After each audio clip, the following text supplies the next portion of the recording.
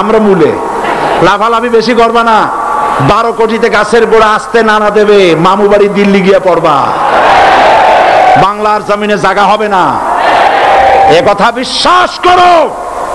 বাংলাদেশের মুসলমানদের শরীরে এক বিন্দু রক্ত থাকতে শয়তানের তৈরি করা ধর্ম নিরপেক্ষ মতবাদ বাংলার জমিনে কায়েম হতে দেওয়া হবে না, হবে না।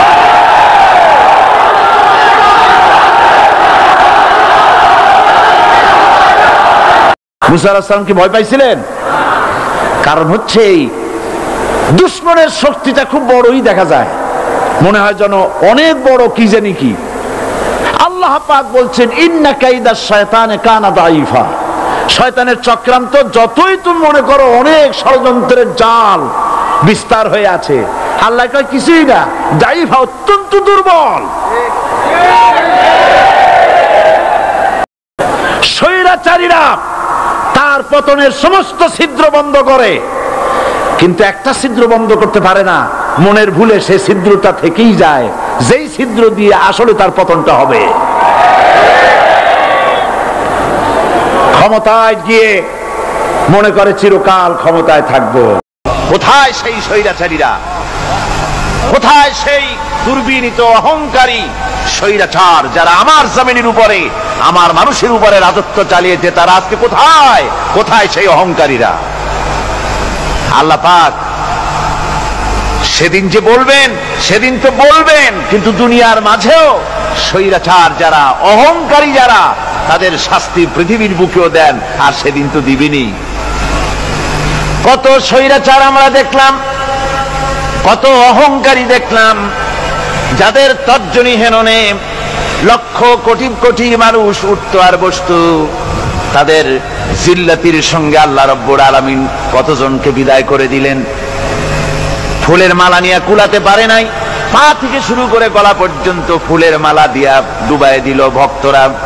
আবার আল্লাহ রব্বুল আলামিন এমন শাস্তি দিলেন, ফুলের মালার পরিবর্তে জুতার মালা নিয়ে জেলের মধ্যে ঢুকাইয়া দিলেন। ঠিক কিনা গণ?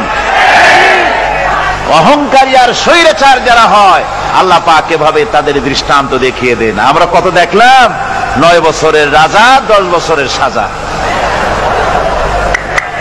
পৃথিবীর বুকে যারা অহংকার করে, যারা স্বৈরাচার হয়, আল্লাহর আইনকে যারা বৃদ্ধঙ্গুষ্টি প্রদর্শন করে, আল্লাহ পাক তাদের জমিনেও দেখান। এখানে চূড়ান্ত ফয়সালা আল্লাহ করেন না, আসল ফয়সালার জায়গা তো আছেই, তবে এখানে নমুনা দেখায় দেন। কিন্তু মুশকিল হচ্ছে, ইতিহাসের সবচাইতে বড় শিক্ষা হলো ইতিহাস থেকে মানুষেরা শিক্ষা গ্রহণ করে না।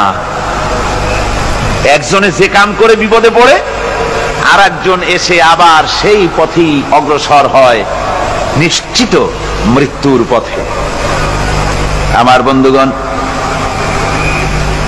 আল্লাহ পাক বলছেন সেই দিন আমার রাজত্ব হবে, আর কারো রাজত্ব হবে না। وَكَانَ يَوْمًا عَلَى الْكَافِرِينَ عَسِيرًا। আর ওই দিনটা, ওই কিয়ামতের দিন হবে কাফেরদের জন্য সবচাইতে কঠিন। সবচাইতে কঠিন হবে কাদের জন্য? কাফেরদের জন্য। কাফের কারা? কাফের হচ্ছে তারা যারা নাকি আল্লাহর আইনকে অস্বীকার করেছে, আল্লাহকে অস্বীকার করেছে, আল্লাহর আইনকে অস্বীকার করেছে। ওরা কি? কাফের।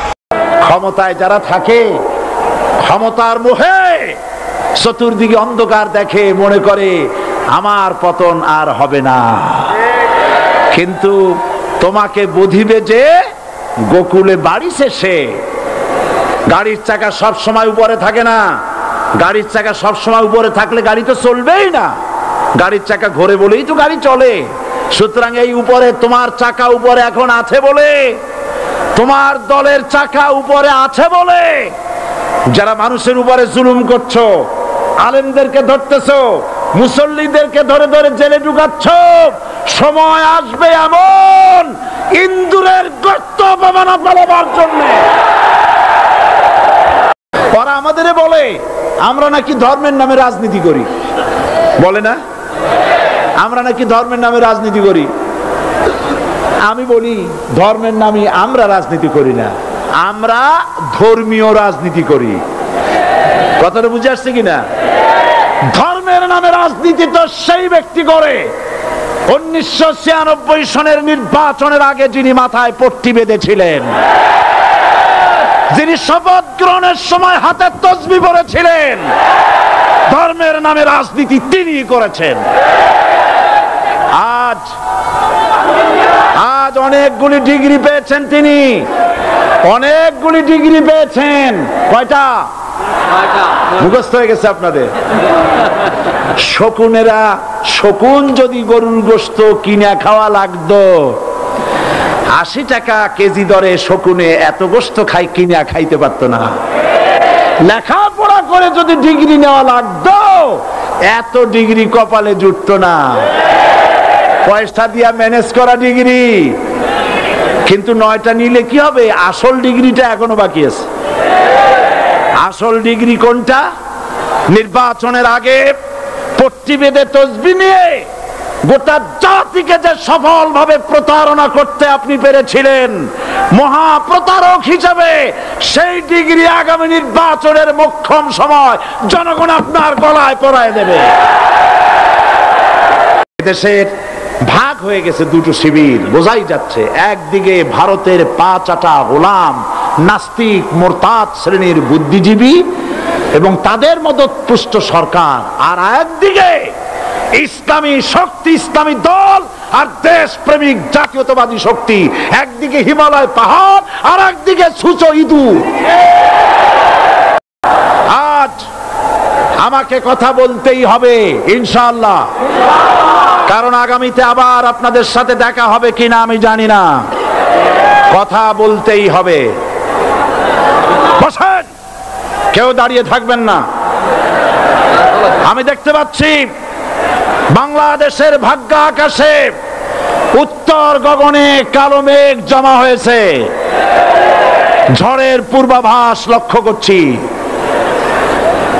যদি মোকাবেলা করতে না পারেন সক্ষম ভাবে, এমন অন্ধকার গাঢ় কালো অমাবস্যার রাত আসতে পারে যার সুবে সাদেক হওয়া অসম্ভব। সুতরাং আপনারা কি কাপুরুষের মতো কাফের মুশরিকদের গোলামি করে মরতে চান? বিড়ালের মতো 500 বছর বেঁচে থাকার কোনো লাভ নাই। সিংহের মতো 1 ঘন্টা বাঁচতে চাই। আমাদেরকে বলা হয় সাম্প্রদায়িক উস্কানিমূলক কথা নাকি আমি বলি। পত্রপত্রিকা দিছে না তারা? সাম্প্রদায়িক উস্কানি কথা, সাম্প্রদায়িক উস্কানিমূলক কথা বলি। সেই জন্যই বোধহয় শত শত মুসলিম আমাদের কাছে এসে মুসলমান হয়। মানুষে আর বোকা বানানো যাবে না। যাবে কি? আর বোকা বানানো যাবে? তারপর বলছে কি? এরপরে বলছে, আমাকে বলছে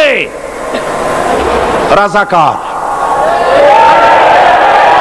শুনে রাখো চট্টগ্রামের লক্ষ লক্ষ জনতা, পার্লামেন্টে যখন আমাকে এই কথা বলা হয়েছিল, আমার পার্লামেন্টের কলিগ জাফরুল্লাহ চৌধুরী সাহেব বসে আছেন এখানে, জাফরুল ইসলাম চৌধুরী বসে আছেন পাশে, প্রধানমন্ত্রী সুদ্ধা, অন্তত 3 শতাধিক পার্লামেন্টের সম্মানিত সদস্যরা সেদিন বসা। 1997 সনের বাজেট বক্তৃতা যখন আমি করতেছিলাম, ডক্টর কুদরতে খোদা, নাম রাখছে কুদরতে খোদা, আসলে গজবে খোদা। এই লোকটি নাস্তিক, ইসলামের চূড়ান্ত দুশমন। তার প্রণীত শিক্ষা ব্যবস্থার যখন সমালোচনা করছিলাম, ট্রেজারি বেঞ্চ থেকে আমাকে বলা হলো রাজাকার।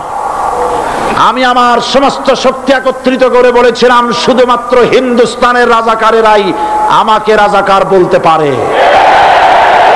আমি বলেছিলাম 1973 সন পর্যন্ত আমি বাংলাদেশের কোন রাজনৈতিক দলের নেতা এবং কর্মী ছিলাম না। আমি রাজাকার নই। আমাকে রাজাকার বলে যদি তাকে প্রমাণ করতে না পারে 10 কোটি টাকার মানহানি মামলা দায়ের করব। আমার এই বক্তব্য সারা দুনিয়া শুনেছে। পার্লামেন্টে আমার এই বক্তব্য রেকর্ড হয়ে আছে। সেদিন 3 শতাধিক পার্লামেন্ট মেম্বারের কেউ আমার চ্যালেঞ্জ গ্রহণ করেন নাই।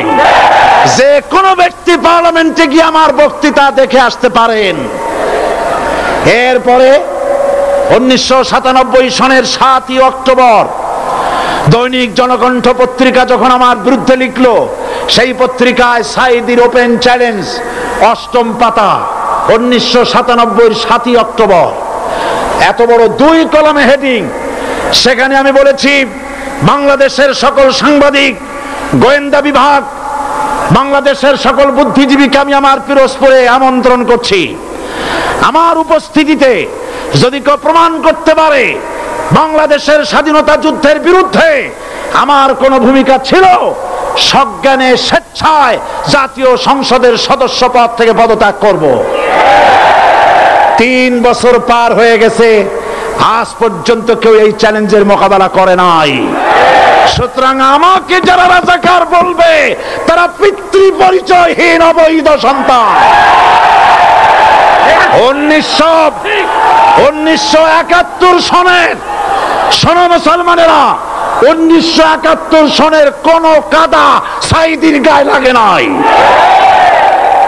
আমাকে রাজাকার বলে জনগণ থেকে বিচ্ছিন্ন করবা, জনগণ থেকে আমারে বিচ্ছিন্ন করা যাবে না। কারণ এই জনগণ আমার জন্য আসে না, এই জনগণ আসে আল্লাহর কোরআনের জন্য।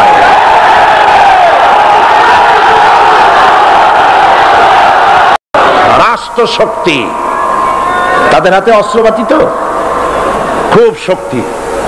আর যারা একবার ক্ষমতায় যায়, ওরা মনে করে এই ক্ষমতা থেকে আমাদেরকে কেউ নামাইতে পারবে না। 20 শতকের শ্রেষ্ঠ মুজাদ্দিদ আল্লামা সৈয়দ আবুদুল্লাহ মওদুদী রাহমাতুল্লাহ আলাইহি তিনি এক জায়গায় লিখেছেন, স্বৈরাচারীরা তার পতনের সমস্ত ছিদ্র বন্ধ করে, কিন্তু একটা ছিদ্র বন্ধ করতে পারে না। মনের ভুলে সে ছিদ্রটা থেকেই যায়, যেই ছিদ্র দিয়ে আসলে তার পতনটা হবে।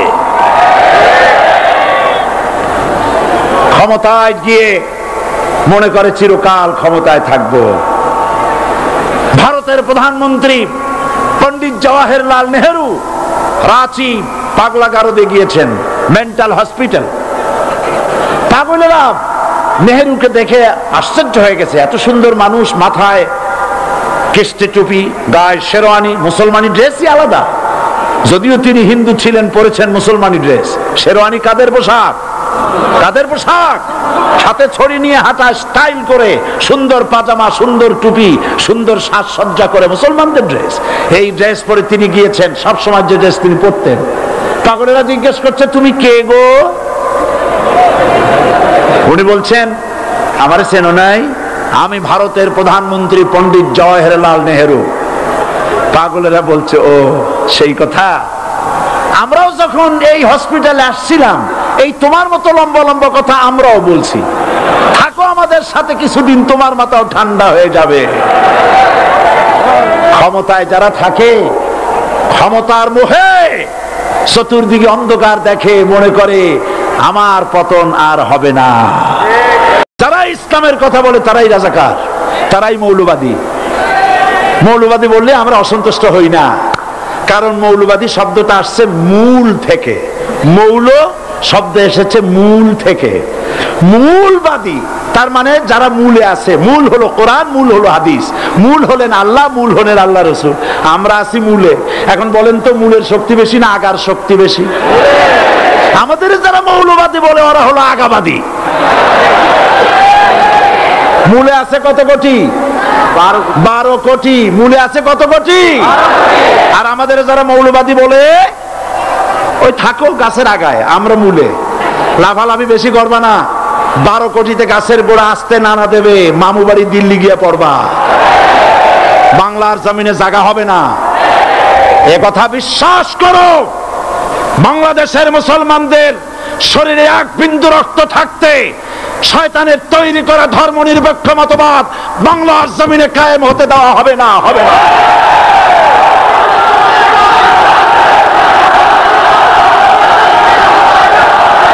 মুসা আলাইহিস সালাম কি ভয় পাইছিলেন?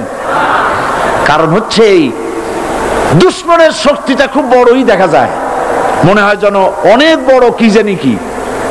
আল্লাহ পাক বলছেন ইন্না কাইদা শায়তানে কানা দাইফা, শয়তানের চক্রান্ত যতই তুমি মনে করো অনেক ষড়যন্ত্রের জাল বিস্তার হয়ে আছে, আল্লাহ কয় কিছুই না, দাইফা অত্যন্ত দুর্বল।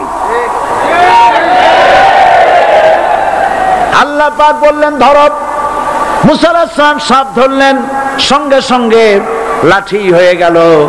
ফেরাউন বরদাস্ত করলো না, রাষ্ট্রশক্তির পক্ষ থেকে আক্রমণ শুরু হলো। অপরাধ কি? মুসা আলাইহিস সালামের অপরাধ কি? কি অপরাধ? মাশাআল্লাহ, বুঝতে পেরেছেন। অপরাধ হচ্ছে তিনি বলেছেন লা ইলাহা, জোরে বলেন লা ইলাহা ইল্লাল্লাহ। এই কালেমাকে আজ আমরা ভিক্ষার বুলি বানাইছি।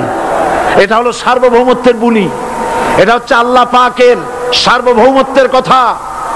আজ আমরা মানুষের কাছে আমরা শুনি, মানুষেরা ভিক্ষা চায়, লা ইলাহা ইল্লাল্লাহ, এক মুঠ চাউল দেন, লা ইলাহা ইল্লাল্লাহ 10 খান পাই দেন। এই হচ্ছে কালেমার জিকির। আবার কেউ কেউ জিকির করতেছে লা ইলাহা আস্তে, ইল্লাল্লাহ জোরে, এমন জোরে কলব সাফ করে, কলব তাতে থাকলেও পারে গেলেও পারে। এই কালেমার জার, এর আঘাত পয়গম্বররা মেরেছেন। হযরতে মুসা আলাইহিস সালাম যখন বলেছেন লা ইলাহা ইল্লাল্লাহ, এই ধাক্কা ফেরাউন বরদাস্ত করতে পারে নাই। দরিয়ায় নীলের ভিতরে আল্লাহ পাক ডুবাইয়ে শেষ করে দিয়েছেন, দেন নাই? হযরতে মুসা আলাইহিস সালাম তার উম্মতেরা দরিয়ার পাশে বসে দ্বীনি কথাবার্তা বলতেছেন। এমন সময় ফেরাউন, তার শত্রু হচ্ছে মুসা আলাইহিস সালাম। শত্রু কেন?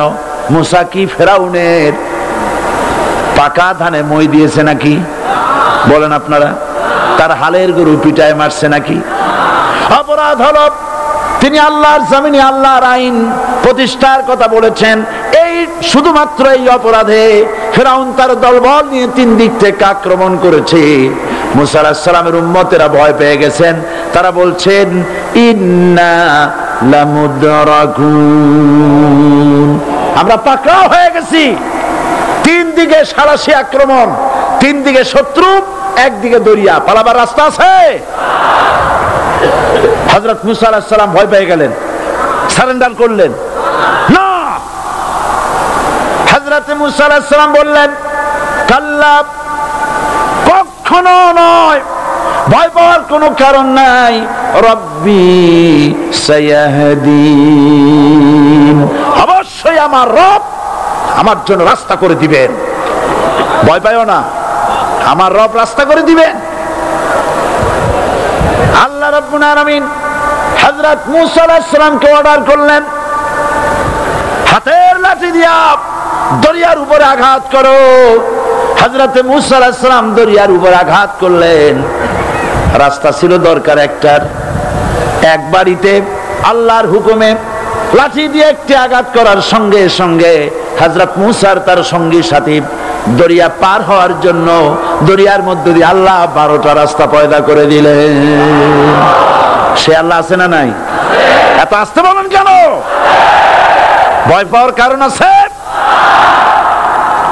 রাষ্ট্র শক্তি বাধা দিয়েছে সমস্ত নবীদেরকে। কেন? নবীদের চরিত্র খারাপ? জোরে বলে, নবীদের চরিত্র খারাপ? নবীদের চাইতে মাসুম বেগুনাহ উন্নত চরিত্রের মানুষ আল্লাহর আকাশের নিচের জমিনের উপরে আর হয় নাই। তোমরা যে সামনে তাদের পিছনে দৌড়াও, অমুকের সৈনিক, নেতা নেতা করে মরো, এইসব নেতা যাদের পিছনে দৌড়াও, এই নেতাগুলি, আমি জিজ্ঞেস করি আপনাদেরকে, এই নেতাগুলি জীবনে একবারও জেনা করে নাই? এ ব্যাপারে অনুসারীরা আপনারা কি নিশ্চিত? মিথ্যা কথা জীবনেও কয় নাই, প্রতারণা করে নাই, ঠাট্টা করে নাই, বিদ্রুপ করে নাই, মদ খায় নাই, মানুষ হত্যা করে নাই। কিসের নেতা? নেতা হচ্ছেন সেই ব্যক্তি যিনি বলেছেন, ও আমার স্ত্রীরা, ও আমার সাহাবীরা, রাতের আধারে আমার মধ্যে যে আচরণ দেখতে পাও, দিনের আলোতে আমার মধ্যে যা দেখতে পাও সবগুলি খুলে খুলে মানুষের কাছে বলে দাও। তার নাম বিশ্বনবী মুহাম্মদ রাসূলুল্লাহ সাল্লাল্লাহু আলাইহি ওয়াসাল্লাম।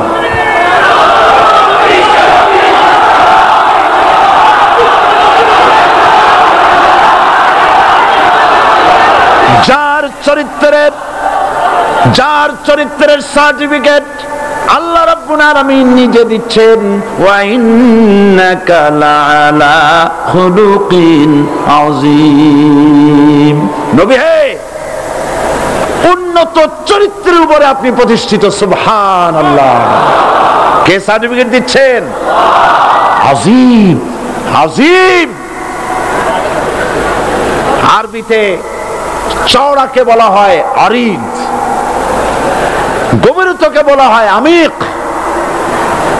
কত প্রশস্ত, যা মাপার কোনো ফিতা নাই। কত গভীর, যা মাপার কোনো যন্ত্র নাই। এইটাকে আরবিতে বলা হয় আজিম। সুবহানাল্লাহ বলতে ইচ্ছে করে না? ও নবী, তোমার চরিত্র এমন যা মাপার মতো যন্ত্র পৃথিবীতে নাই। এই সার্টিফিকেট দিলেন কে? সমস্ত নবীরাই চরিত্রবান, নবীরা মাসুম, বেগুনাহ।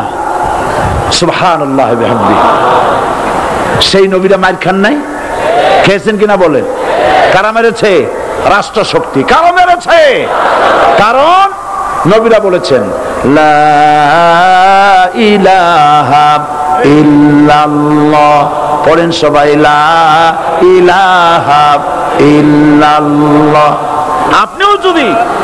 আপনিও যদি নবীদের মতো, সাহাবীদের মতো বুঝা এই কলেমার দাওয়াত দেন, বাধা আসবেই। বোঝাবুঝির ব্যাপার, বুঝতেই সারলো। কত মাহফিল হয় বাংলাদেশে, হয় না? কোনো বাধা নাই, ঠিক কিনা? কত পূজা হয়, পার্বণ হয়, গান হয়, থিয়েটার হয়, গুনাহগার বিবির গান হয়, কত কিছু হয়। কোনো বাধা আছে? তাফসীরের মাহফিলে বাধা। কারণ ওরা বুঝতে পেরেছে এ তাফসীরের মাহফিলে গাজীর গীত হয় না, এ তাফসীরের মাহফিলে আল্লাহ সার্বভৌমত্ব কায়েমের আন্দোলন চলে।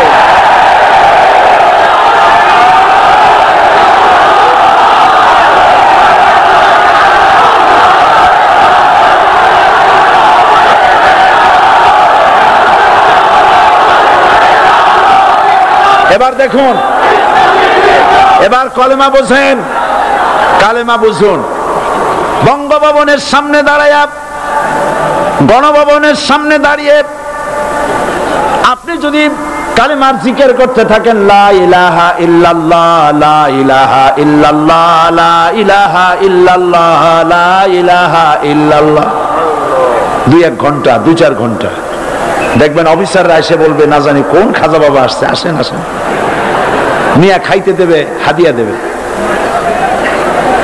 যেহেতু যিনি পড়তেছেন উনি বোঝেন না কি বলতেছেন, আর যারা দাওয়াত দিয়ে নিয়ে গেল ওরা টের পায় নাই যে কি শুনে দাওয়াত দিতেছে। কিন্তু আপনি যদি বঙ্গভবন, গণভবন, সেক্রেটারিয়েট আর পার্লামেন্ট এর ভিতরে ঢুকে যদি বলেন, কোন মানুষের তৈরি করা আইন মানি না, কোন সরকারের সার্বভৌমত্ব স্বীকার করি না, কারো বিধান মানি না, কারো তৈরি করা আইনের সামনে মাথা নত করি না, আল্লাহ ছাড়া কারো বিধান মানি না, হাদিয়া আসবে, খাইতে দেবে, পকেটে টাকা দেবে, খাওয়াবে এক জায়গায় নিয়ে। কোন জায়গায়? লাল দালানে। বোঝাবুঝি কথা। পয়গম্বরেরা দাওয়াত দিয়েছেন আয়াতুল কুরসি, ফরজ নামাজ পড়িয়া দেখছি অনেকেই জামার বুতাম টুতাম খুলিয়া তারপরে জোরে একটা ফু দেন। অসুবিধা নাই, ফু আপনি দেন, কিন্তু কি পড়ে ফু দিচ্ছেন আপনি কি বুঝছেন কিছু? সুবহানাল্লাহ। বুঝলি কি এই চেহারা হয়? এতগুলো মানুষ লাগে নাকি বিপ্লব করতে, কালেমার রস কায়েম করতে? 313 জন মুসলমান যথেষ্ট পৃথিবীতে।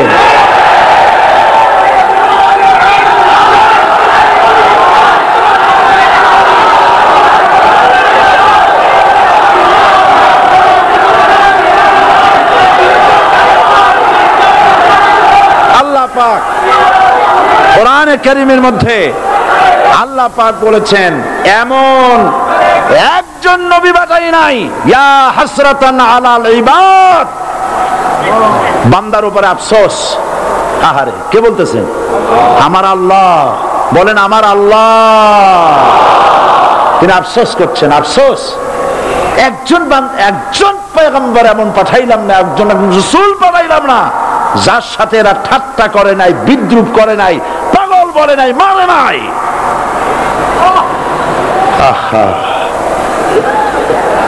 অপরাধ আল্লাহর সার্বভৌমত্ব প্রতিষ্ঠার অপরাধ। হযরত ইব্রাহিম আলাইহিস সালাম তিনি যখন এই কালেমার দাওয়াত দিয়েছেন নমরুদের বিরুদ্ধে, নমরুদ বলেছে মান আশাদ্দু মিন্না কুওয়া, আমার চাইতে শক্তিশালী আর কে আছে? আনা রব্বুকুমুল আলা, আমি তোমাদের বড় প্রভু। নাউজুবিল্লাহ। কই থেকে একটা তুমি বলছো লা ইলাহা ইল্লাল্লাহ, আমি তো ইলাহ। হযরত ইব্রাহিম আলাইহিস সালাম কি কালেমার দাওয়াত পেশ করার অপরাধে অগ্নিকুণ্ডের ভিতরে ফালাবার ব্যবস্থা হয়ে গেছে। আল্লাহ পাক সব ঘটনা কোরআনে বলে দিয়েছেন কিনা বলেন? কেন বললেন এই সমস্ত কথা? এই জন্য বলেছেন ফেরাউন মরে যাবে, নমরুদ মরে যাবে, কিন্তু তাদের প্রেতাত্মারা যুগে যুগে তারা বেঁচে থাকবে। আগুনের ভিতরে ফালাবার ব্যবস্থা হয়েছে। আল্লাহ পাক বলে দিয়েছেন আমার রাস্তায় যদি চেষ্টা করো, জিহাদ করো, আমার সাহায্য তোমরা পাবে। ওয়া কানা হাক্কান আলাইনা নাসরুল মুমিনিন, মুমিনদেরকে সাহায্য করা আমি আল্লাহর জন্য ওয়াজিব। সুবহানাল্লাহ বলবেন না? আলহামদুলিল্লাহ বলবেন না? আমার জন্য ওয়াজিব মুমিনদেরকে সাহায্য করা। ইব্রাহিম আলাইহিস সালামকে আগুনে ভালানো হচ্ছে। হযরত জিবরাইল বলেন ইব্রাহিম তোমাকে আগুনের ভিতরে ফালানো হতেছে, আমার কাছে সাহায্য চাও, আমি তোমারে বাঁচায় দেব। হযরত ইব্রাহিম আলাইহিস সালাম তিনি বললেন জিবরাইল আমার পরীক্ষা চলতেছে, আমাকে ডিস্টার্ব করো না, আমি তোমার কাছে সাহায্য কেন চাইবো?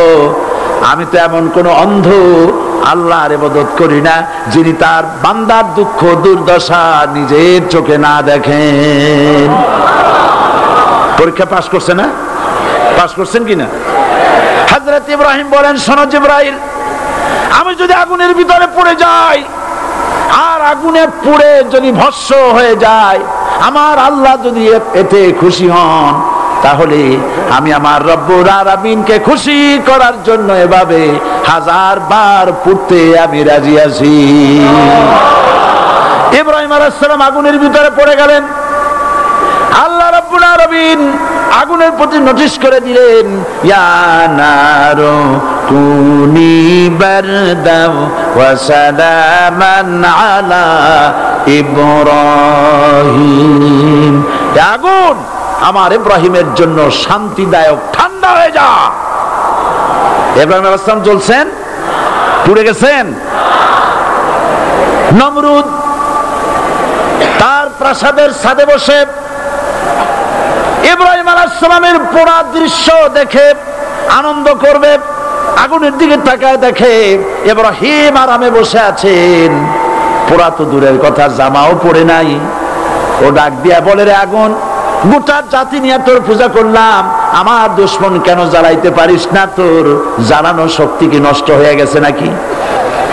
আগুনের ভিতর থেকে আওয়াজ বেরিয়ে এলো নমরুদ, আমার ভিতরে দাহ্য শক্তি জ্বালানো শক্তি আছে কি নাই যদি প্রমাণ করতে চাও, টেস্ট করতে চাও, তুই নিজে আয়, তোরে সুদ্ধা তাম দুনিয়া জ্বালাই দিতে পারি, ইব্রাহিমের এক গাছা পশম জ্বালাইতে পারি না। বিশ্বকবি আল্লামা ইকবাল কি সুন্দর করে বলেছেন, আজ ভি হো জু ইব্রাহিম কা ইমা पैदा आग कर सकती है एक अंदाजे गुलिस्तां पैदा। ইব্রাহিমের ঈমান যদি আজও কোথাও হয় বিদ্যমান, করতে পারেন অগ্নিকুণ্ডে খুবসুরত এক গুলিস্তান। এখনো যদি ইব্রাহিমের সন্তানদেরকে আগুনের মধ্যে ফেলে দেওয়া হয় আর ইব্রাহিম ঈমান যদি থাকে, আগুনকে ফুলের বাগান বানাবার ক্ষমতা আল্লাহর আছে। চিরকাল আল্লাহ পাক এই কালেমাকে দিয়েছেন আল্লাহর সার্বভৌমত্বকে প্রতিষ্ঠা করার জন্য। আয়াতুল কুরসি শুধু পড়ে বুকে ফু দেওয়ার জন্য নয়। পড়েন আমার সাথে, আল্লাহু লা ইলাহা ইল্লা হুয়াল হাইয়ুল কাইয়্যুম। দুনিয়ার সমস্ত পয়গম্বর অত্যাচারিত হলেন, শুধু তাই নয়, বিশ্ব নবী আখেরি জামানার পয়গম্বর নবী মুহাম্মদ রাসূলুল্লাহ সাল্লাল্লাহু আলাইহি ওয়াসাল্লাম জাতির কাছে আসলেন। তিনি এসে বললেন, ইয়া আইয়ুহান নাস কুলু লা ইলাহা ইল্লাল্লাহ। প্রথম দাওয়া, প্রথম দাওয়া। শুনছেন কথা? রাসূলুল্লাহ বলছেন, ও জাতি, আমার রাসূল তো মক্কার রাসূল না শুধু, মদিনার রাসূল না শুধু, আরবি ভাষা ভাষীদের রাসূল না শুধু, আমার নবী কি নবী? চিল্লায় বলেন।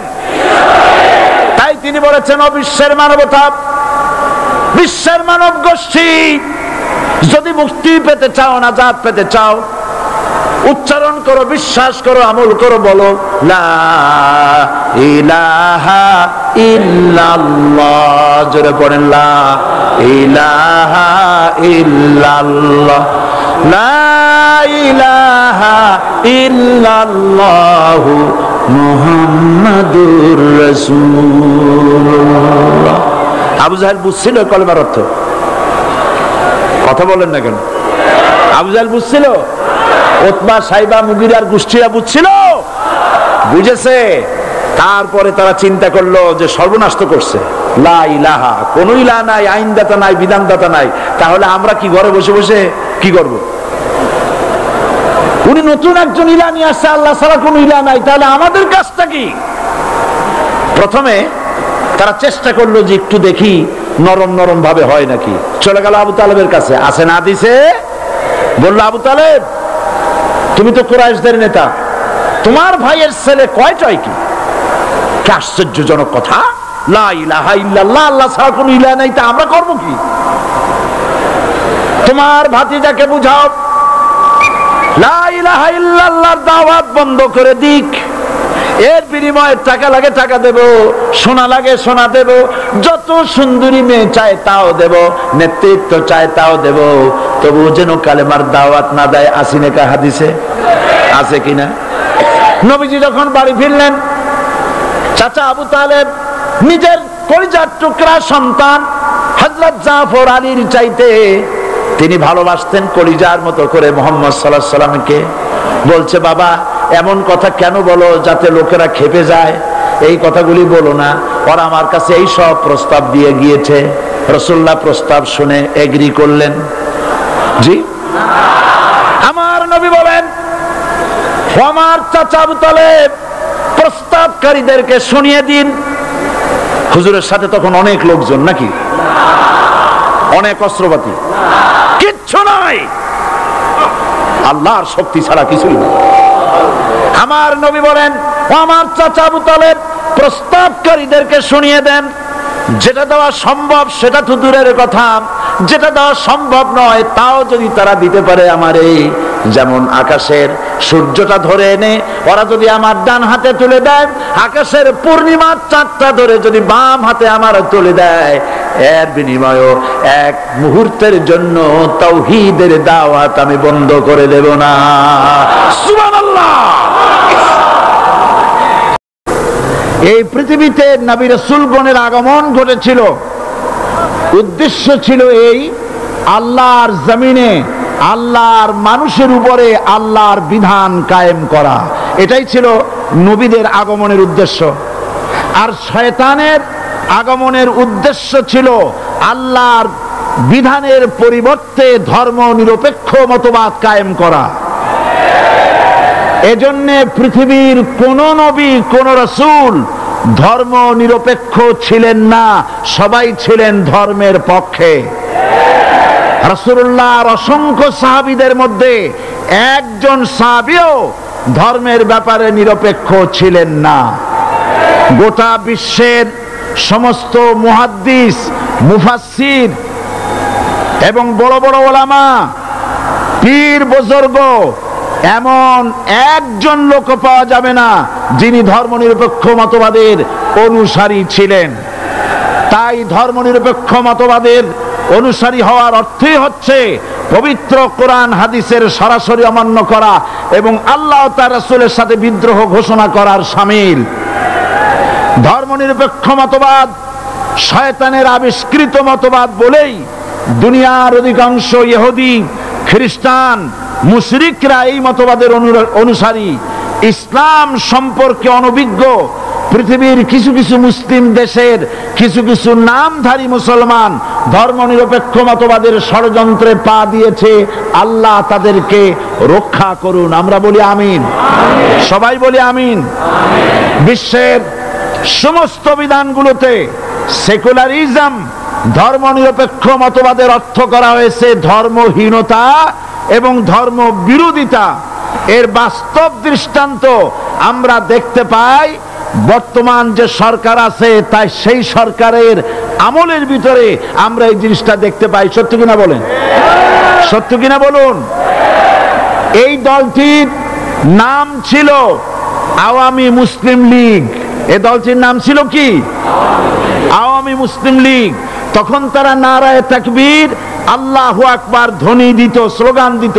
কিন্তু ধর্মনিরপেক্ষ মতবাদ দলীয় আদর্শ হিসাবে গ্রহণ করার কারণে নারায়ে তাকবীর, আল্লাহু আকবার এই স্লোগান তারা বর্জন করেছে। 1972 সনে যখন তারা ক্ষমতায় এলেন, তখন সংবিধানের শিরোনামে মুসলিম প্রথা সিদ্ধ বিসমিল্লাহির রহমানির রহিম তারা পরিত্যাগ করেছিল। সমস্ত বিশ্ববিদ্যালয়ের মনোগ্রাম থেকে ইকরা বিসমি রাব্বিকাল্লাযী খালাক রব্বি জিদনি ইলমা এটাকে তারা বাদ দিয়েছিল। সলিমুল্লাহ মুসলিম হল এই নাম থেকে মুসলিম শব্দ বাদ দিয়েছিল। নজরুল ইসলাম কলেজের নাম থেকে ইসলাম শব্দ বাদ দিয়ে শুধু নজরুল কলেজ করেছিল। এগুলি অসত্য না সত্য? বর্তমান এই সরকার ধর্মনিরপেক্ষ হওয়ার কারণে ইসলাম এবং মুসলিম বিদ্বেষী, তার অসংখ্য প্রমাণ এই জাতির কাছে রয়েছে। দেশের শ্রেষ্ঠ সন্তান হচ্ছে আলেম ওলামা, পীর বুজুর্গ। বলেন সুবহানাল্লাহ। দেশের শ্রেষ্ঠ সন্তান পীর মাশায়েখ আলেম ওলামাদের বিরুদ্ধে কোন জায়গায় কোন দুর্ঘটনা ঘটলেই তাদেরকেই দায়ী করা হয়। হরকুতুল জিহাদ, লাদেন বাহিনী, তালেবান নাম করে আলেমদেরকে গ্রেফতার করে এই সরকার পুলিশ দিয়ে নির্যাতন করেছে সরকার। একথা সর্বজনবিদিত যে সন্ত্রাস এবং হত্যা ধর্ষণের 90% অনুষ্ঠিত হয় কলেজ বিশ্ববিদ্যালয় পড়ুয়াদের মধ্য থেকে। আর চরিত্র সৃষ্টির শ্রেষ্ঠ কারখানা মাদ্রাসাগুলি এই সরকার একটা একটা করে বন্ধ করার পরিকল্পনা গ্রহণ করেছে। মাদ্রাসা শিক্ষাকে সংকুচিত করে ফেলছে। শুধু তাই নয়, দেশে অসংখ্য ভালো মন্দ পত্রিকা আছে, আরো রয়েছে ফুটপাতের অসংখ্য অশ্লীল ম্যাগাজিন, পর্ণ পত্রিকা। দেশের অধিকাংশ জাতীয় দৈনিকগুলো হিন্দুস্তানের টাকায় পরিচালিত এবং এগুলি হচ্ছে ইসলামের চরম বিদ্বেষী। সরকার সেগুলিরই পৃষ্ঠপোষকতা করছে, আর্থিক সাহায্য দিচ্ছে, বিজ্ঞাপন দিচ্ছে। আর অন্যদিকে এদেশের মুসলিম জাতিসত্তার প্রতীক, স্বাধীনতা, সার্বভৌমত্ব, অখণ্ডত্বের অতন্দ্র প্রহরী, জননন্দিত 12 কোটি মুসলমানের কলিজার সাথে সম্পর্ক দৈনিক ইনকিলাব পত্রিকাকে বন্ধ করার ষড়যন্ত্র হিন্দুস্তানের গোলাম সরকার হাতে নিয়েছে।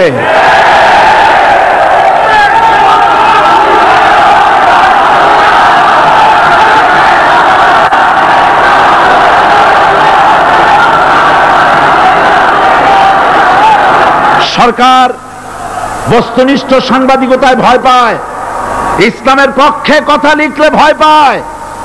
এজন্য তারা দৈনিক ইনকিলাব এবং তার পরিবারের গায়ে হাত দেওয়ার প্রস্তুতি নিয়েছে। দৈনিক ইনকিলাবের সম্পাদকের গায়ে যদি হাত দেওয়া হয়, ইনকিলাব যদি বন্ধ করে দেওয়া হয়, সারা বাংলাদেশ অচল হয়ে যাবে।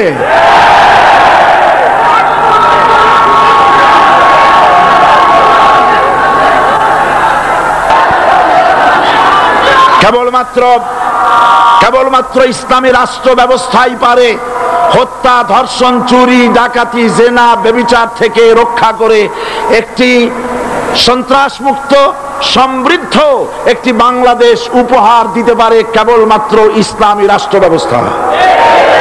সুতরাং অবস্থা দৃষ্টে মনে হয় এরা যদি আরেক আল্লাহ না করুন, বলেন আল্লাহ না করেন, আল্লাহ না করেন, আল্লাহ না করেন, এরা যদি আরেকবার ক্ষমতায় যেতে পারে, ৭২-এর সংবিধানকে পুনরুজ্জীবিত করে ধর্মনিরপেক্ষ মতবাদ কায়েম করবে, সেজন্য আজ গোটা তাওহীদবাদী মুসলমানদেরকে জানতে হবে ধর্মনিরপেক্ষ মতবাদ একটি কুফরি মতবাদ।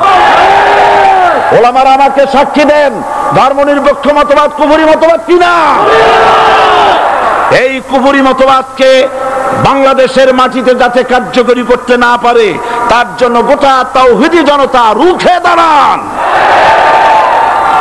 আল্লাহ পাক সে তৌফিক গোটা জাতিকে দান করুন বলে আমিন। এবার আসুন কোরআনে কারীমের যে কথাগুলি আমরা আলোচনা করতে চাই, আপনাদের সামনে সূরা বাকারার 255 নম্বর আয়াত আমি তেলাওয়াত করে গত 2 দিন আলোচনা করেছি। আজকে আসেন সেই যেখান থেকে শেষ করেছিলাম সেখান থেকে আলোচনা শুরু করে যাক। সবাই আমার সাথে পড়েন, আউযু বিল্লাহি শাইতানির রাজীম, বিসমিল্লাহির রাহমানির রহিম। আল্লাহু লা ইলাহা ইল্লা হুয়াল হাইয়ুল কাইয়্যুম লা তাখুযুহু সিনাতুন ওয়ালা নাওম লাহু মা ফিস সামাওয়াতি ওয়া মা ফিল আরদ من ذا الذي يشفع عنده إلا بإذنه يعلم ما بين أيديهم وما خلفهم ولا يحيطون بشيء من علمه إلا بما شاء وسع كرسيه السماوات والأرض ولا يؤوده حفظهما وهو العلي العظيم صدق الله العظيم।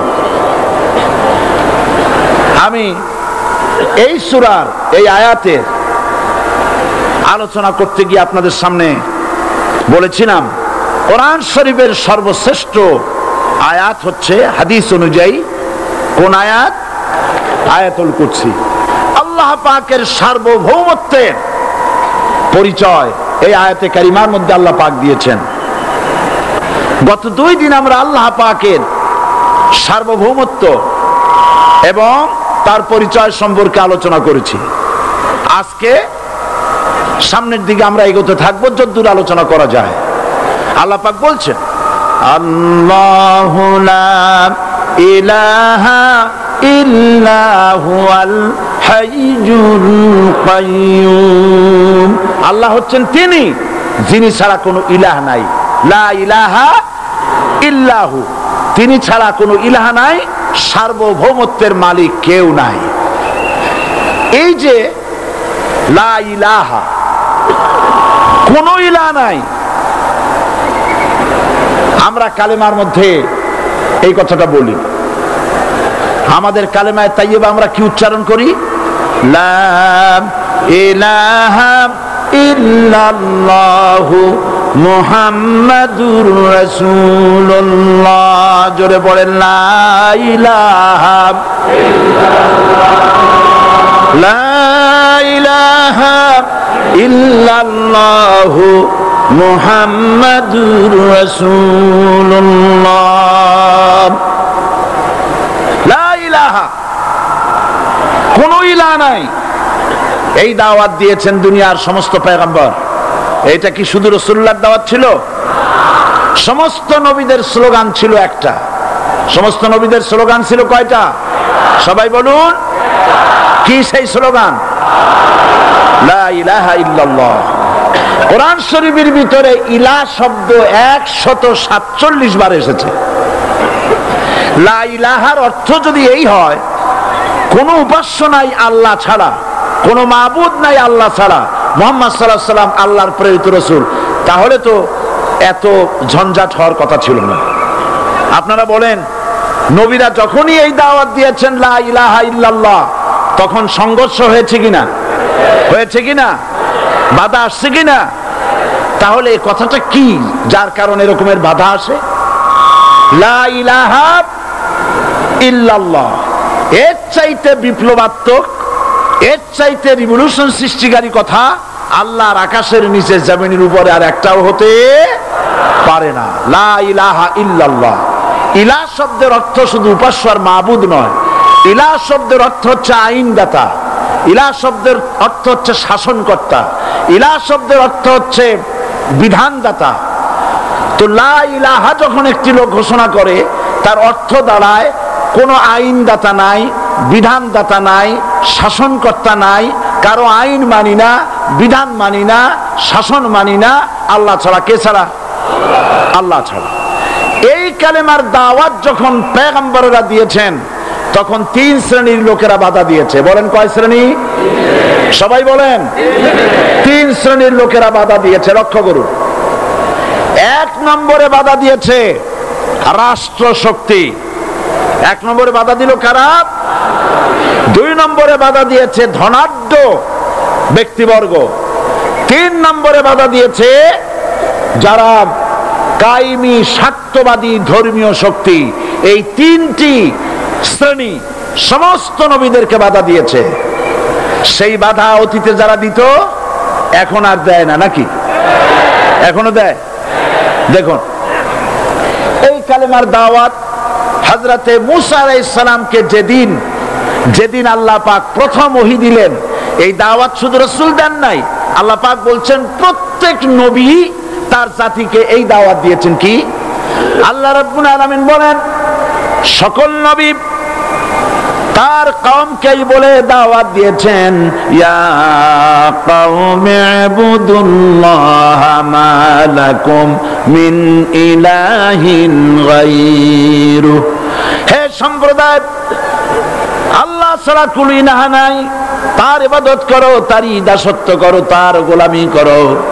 আল্লাহ পাক মূসা আলাইহিস সালামকে যখন নবুয়ত দিলেন, প্রথম যে ওহী এলো, প্রথম ওহীটাই ছিল ইন্নানি আনাল্লাহ লা ইলাহা ইল্লা আনা ফাবুদনি ওয়া আকিমিস সালাতা লিযিকরি। নিশ্চয়ই আমি আল্লাহ, আমি ছাড়া কোনো ইলাহ নাই, আইনদাতা নাই, বিধানদাতা নাই, সুতরাং আমার দাসত্ব করো এবং আমার শরণার্থে নামাজকে প্রতিষ্ঠা করো। মূসা আলাইহিস সালামকে আল্লাহ পাক ওহী দিয়ে তাকে পাঠালেন। কোথায় পাঠালেন? আল্লাহ পাক বলেন, ইযহাব ইলা ফিরআউনা ইন্নাহু তাগা। গোটা কওম নাফরমান, আল্লাহর আইন কেউ মানছে না। গোটা কওমের কাছে না পাঠাইয়া আল্লাহ পাক সর্বপ্রথম মূসা আলাইহিস সালামকে দাওয়াত নিয়ে কার কাছে পাঠালেন? ফেরাউনের কাছে। কারণ ফেরাউন হচ্ছে রাষ্ট্রশাসক। ফেরাউন কি? রাষ্ট্রশাসক। নিচের পানি পাহাড়ের উপরে যায় না, উপরের পানি না নিচের থেকে উপরে যায়? উপরে পানি নিচে আসে। সুতরাং দেশ যারা চালায়, এই লোকগুলি যদি ভালো হয়, গোটা দেশ ভালো হয়। আর সমস্ত মানুষটা যদি, রাষ্ট্র যিনি পরিচালনা করেন, এই লোকগুলি যদি খারাপ হয়, গোটা দেশ খারাপ হতে বাধ্য। এই জন্য আল্লাহ পাক বলছেন, সর্বপ্রথম তুমি ফেরাউনের কাছে যাও এবং এই কালেমার দাওয়াত দাও। হযরতে মূসা আলাইহিস সালাম ফেরাউনের কাছে গেলেন আর দাওয়াত দিলেন। ফেরাউন পড়ে নাও, লা ইলাহা ইল্লাল্লাহ একটি কথা আপনাদের মনে রাখতে হবে, দুনিয়ার কোন ফেরাউন, কোন নমরুদ, কোন সাদ্দাত, কোন হামান কেউ বলে নাই যে আমি আল্লাহ, আমি রাজ্জাক, আমি খালেক, আমি পৃথিবীর সৃষ্টি করেছি। কথা কেউ বলেছে? কেউ বলে নাই। কি বলেছে তারা? ফেরাউন বলেছে মা আলিমতু লাকুম মিন ইলাহিন গায়রি, আমি তো জানি না আমি ছাড়া আরো কোন ইলাহ আছে, এ কথা আমার জানা নাই, সুতরাং আমি হচ্ছি ইলাহ আর তুমি বলছো লা ইলাহা। তার মানে হচ্ছে ওই সময় পয়গম্বরেরা, আল্লাহর নবীর সাহাবীরা তারা জানতেন যে আমরা কিসের দাওয়াত দেই, আর যারা শুনতো তারাও বুঝতো কিসের দাওয়াত শুনতেছি। আজ আমার দেশে একই কালেমার দাওয়াত দেওয়া হয়, কিন্তু মানুষেরা বুঝতে পারে না কি শুনতেছি। ভাষা জানার ব্যাপারে, বোঝার ব্যাপারে হলো আসল বিষয়। এটা বুঝাতে গিয়ে আমি মাঝে মধ্যে একটা দৃষ্টান্ত দেই এভাবে। একজনের একটা রেশনের দোকান ছিল, সেই দোকানে তার একটা ময়না পাখি ছিল, আর ময়না পাখিকে কথা শেখানো যায় সেটা তো আপনারা জানেন। জি, ময়নাকে শিখায়েছে যে লাইন করুন, এক এক করে আসুন। ময়না এই কথা শিখেছে। সকালবেলায় যখন রেশনের দোকানে ভিড় পড়ে গেছে, তখন ওই পাখি খাঁচার মধ্যে বসে বলছে লাইন করুন, এক এক করে আসুন। একদিন খাঁচার দরজা খোলা পেয়ে পাখি উড়ে গিয়ে গাছের ডালে বসেছে। আশেপাশে যত পাখি ছিল তারা চিন্তা করলো এই রকমের পাখি তো কখনো দেখি নাই। ময়না তো দেখতে কাকের মতো না, শালিকের মতো না, দেখতে একটা ভিন্ন রকম। ওরা এসে চতুর্দিক থেকে এই নবান্ত, এই যে নতুন এসেছে, ওরে ঠোকরানো শুরু করেছে চতুর্দিক থেকে। ঠোকরানি খেয়ে ময়না বলতেছে লাইন করুন, এক এক করে আসুন। এখন ময়না তো বোঝে না যে কি বলতেছি, আর যে পাখিরা ঠোকরাচ্ছে তারাও তো বোঝে না যে কি শুনতেছি। ময়না যদি বুঝতো যে আমি কি বলি, সবাই মিলে ঠোকরায়, তাই জান বাঁচে না। লাইন করে ঠোকরাইনি তো কলজে যাবে, সব ঠোঁটে ঠোঁটে চলে আসে, বুঝে নাই। আমাদের অবস্থা তাই হয়েছে। এই যে আপনারা এখানে দাঁড়াইছেন কেন? যারা যেখানে দাঁড়ায় বসা মানুষেরা অনুরোধ করে বসায় দেন। এত বড় বিশাল মাহফিলে আপনি দাঁড়ায়া কোন মানুষকে কষ্ট দিবেন না, জায়েজ নাই। মুসলমানদেরকে কষ্ট দেওয়া কবিরা গুনাহ। বুঝতে পেরেছেন? যে যেখানে দাঁড়িয়েছে আপনারা বসা মানুষেরা তাদেরকে বসায় দেন। এত বড় বিশাল মাহফিলে আপনি দাঁড়ায়া কোন মানুষকে কষ্ট দিবেন না, জায়েজ নাই। মুসলমানদেরকে কষ্ট দেওয়া কবিরা গুনাহ। বুঝতে পেরেছেন? যে যেখানে দাঁড়িয়েছে আপনারা বসা মানুষেরা তাদেরকে বসায় দেন। সুতরাং এই কালেমার দাওয়াত যখন হযরতে মুসা আলাইহিস সালাম দিলেন, ফিরআউন বলল আমি তো জানি না যে আমি ছাড়া আরো কোন ইলাহ আছে, আইনদাতা তো আমি, তুমি নতুন কোথা থেকে আইনদাতা নিয়ে আসছো? ফিরআউন বলছে দেখো, আমারে বাদ দিয়া যদি অন্য কাউকে ইলাহ বলে তুমি মানো, আর সেই শিক্ষা যদি যে জাতিকে দাও, তাহলে আমি তোমাকে ধরে লাআজআলান্নাকা মিনাল মাসজুনিন, আমি তোমাকে কারারুদ্ধ করব, আমি তোমাকে জেলখানায় ঢুকিয়ে দেব। রাষ্ট্রশক্তি প্রথম বাধা দিল কারা? বলেন সবাই। সেই বাধা কি ওখানে শেষ হয়েছে না এখনো আছে? আছে কিনা জোরে বলেন। আমি তোমাকে জেলখানায় ঢুকাবো। হযরতে মুসা আলাইহিস সালাম বলেন ফিরআউন রে, জেলের ভয় আমি করি না, আমার কি জেলের ভয় দেখায়া লাভ নাই। আমি আল্লাহ পাকের পয়গম্বর হযরতে মুসা আলাইহিস সালাম। ফিরআউনের দলবল আছে, লোক লস্কর আছে, তার অস্ত্রের অভাব নাই। আল্লাহ রাব্বুল আলামিন মুসা আলাইহিস সালামের কাছে একটা অস্ত্র দিয়া দিলেন। দিছিলেন কিনা? দিছিলেন কিনা? আল্লাহ পাক হযরত মুসা কে বলেছেন ওয়া মা তিলকা বিয়ামিনিকা ইয়া মুসা, মুসা রে তোমার হাতে ওটা কি? মুসা আলাইহিস সালাম বললেন এটা লাঠি। আল্লাহ পাক বললেন ফেলে দাও লাঠি। লাঠি ফালায় দিলেন। কি হয়ে গেল? হিয়া হাইয়াতুন তাসআ।